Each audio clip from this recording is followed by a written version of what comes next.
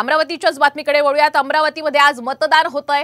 अमरावतीमध्ये आज दुसऱ्या टप्प्यातील मतदानाला सुरुवात सुद्धा झालेली आहे। अशातच मात्र मतदान केंद्रावर एकीकडे गर्दी असताना दुसरीकडे ढगाळ वातावरण असल्यामुळे चिंता सुद्धा व्यक्त केली जाते।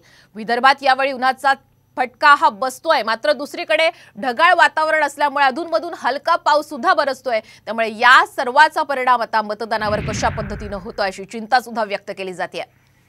अधिकचे अपडेट घेऊयात आमचे प्रतिनिधी पराग ढोबळे यांच्याकडनं। पराग, आपण पाहतोय मतदानाला सुरुवात तर झालेली आहे, मात्र एकीकडे ऊन हे लवकरच वाढतंय, दुसरीकडे अवकाळी पावसाचा अंदाजही व्यक्त केला जातोय।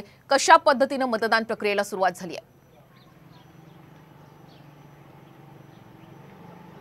नक्कीच श्वेता, सकाळपासून जो आहे तो उत्साह सुद्धा पाहायला मिळतो आहे आणि पश्चिम विदर्भामध्ये खास करून 5 जिल्ह्यांमध्ये म्हणजे 5 लोकसभा मतदारसंघामध्ये जे आहे ते आज सकाळी मतदानाला सुरुवात झालेली आहे। मात्र नागपूर यासह भंडारा आणि तसंच पश्चिम विदर्भामध्ये मतदान असताना तिथे अकोला या ठिकाणी आणि अमरावतीमध्ये जे आहे हलक्या स्वरूपाचा पावसाचा इशारा जो आहे तो हवामान विभागाकडून देण्यात आलेला आहे।